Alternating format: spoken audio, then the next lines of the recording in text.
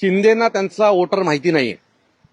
मागील जेवढ्या निवडणुका ते लढले ते भारतीय जनता पक्षाच्या खांद्यावर बसून लढले. उभाटाकडे खालचा जो कॅडर आहे तो पूर्णपणे उभाटाकडे आहे आणि शिंदेबरोबर जे गेले ते सगळे त्यांचे नेते होते. सो हा कॅडर जो आहे तो उभाटाकडे राहिल्यामुळे मला असं वाटतंय की जर ते आता यांची उद्या युती तुटली तर सगळ्यात मोठा जर पाणीपत ठाण्यात कोणाचा होईल तो शिंदेचा होईल. ठाण्यात शिवसेना, महाराष्ट्र नवनिर्माण सेना आणि राष्ट्रवादी काँग्रेस आमच्या तिघांचं गुणागोविंदाने जे काही जागा वाटपाचा कार्यक्रम होता तो बऱ्यापैकी आता पूर्ण झालेला आहे. एखाद जागेवर कुठेतरी कार्यकर्त्यांमध्ये वाद असल्यामुळे ती जागा थांबली आहे, पण बाकी बऱ्यापैकी आता आमचं सगळं संपलेलं आहे. आमच्याकडनं काल रात्रीपासून जवळजवळ सगळेच एबी फॉर्म गेलेले आहेत आणि काही ठराविक एबी फॉर्म जे आहेत ते आज संध्याकाळपर्यंत आमचे जातील.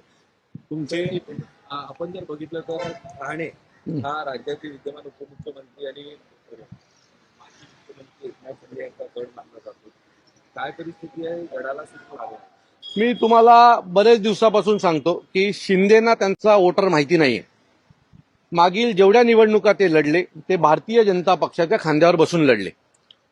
उभाटाकडे खालचा जो कॅडर आहे तो पूर्णपणे उभाटाकडे आहे आणि शिंदेबरोबर जे गेले ते सगळे त्यांचे नेते होते. सो हा कॅडर जो आहे तो उभाटाकडे राहिल्यामुळे मला असं वाटतंय की जर ते आता यांची उद्या युती तुटली तर सगळ्यात मोठा जर पाणीपत ठाण्यात कोणाचा होईल तो शिंदेचा होईल. तुम्ही ठाण्यातल्या विधानसभेला जे झालेलं मतदान आहे 3 पक्षांचं ते जर तुम्ही सगळीकडे पाहिलं आणि जर महाराष्ट्र नवनिर्माण सेना, शिवसेना, राष्ट्रवादी जर ते एकत्र केलं तर यांना पडलेल्या मतापेक्षा प्रत्येक ठिकाणी 1,500-2,000 हजार मतं ही आम्हाला जास्तीच आहेत. आणि आता ठाकरे ब्रँडचा जो काही करिश्मा आहे तो तुम्हाला पाहायलाच मिळेल. तर ह्या सगळी गणितं पाहिलीत तरी आता जरी दुरून ते कितीही मोठं दिसत असेल तरी ठाणे महानगरपालिकेत 15 तारखेला 16 तारखेला येणाऱ्या 16 तारखेला तुम्हाला एक वेगळं चित्र पाहायला मिळेल. हे मी तुम्हाला सगळ्यांना खात्रीने सांगतो. ठाण्यामध्ये ठाकरे ब्रँड वर्सेस मोदी, कारण की बऱ्याच ठाण्यामध्ये बऱ्याच ठिकाणी मोदींचे फोटो लावलेले आहेत आणि तिथं नमो मोदी नमो ठाणे असा उल्लेख करण्यात आलेला आहे. नमो मोदी नमो ठाणे हा विषय जो आहे तो कशा प्रकारचं बँडिंग करतात मला माहित नाही, पण खरं तर जर तुम्हाला एवढंच केंद्राच्या बाबतीत करायचं होतं तर केंद्राकडनं ठाण्याला काय फंड येणार आहे? ठाण्यातल्या पाण्याचं धरण जे मागील 20 वर्ष लटकलंय त्याचं काय करणार आहात? घोडबंदर ठाण्याच्या आतली जी ट्रॅफिक आहे त्याचं काय करणार आहात? ठाण्यातल्या रस्त्यांवर असलेल्या खड्ड्यांचं तुम्ही काय करणार आहात? ठाण्यामध्ये प्रचंड होत असलेल्या भ्रष्टाचाराचं तुम्ही काय करणार आहात? याच्या बाबतीत तुम्ही होल्डिंग लावून आम्हाला सांगा. नमो ठाणे नमो भारत त्याला काही हे नाहीये. तुम्ही दर वेळेप्रमाणे येता, इमोशनली ठाणेकरांना ब्लॅकमेल करता आणि पुढे निघून जाता. यावेळेला तसं होणार नाही.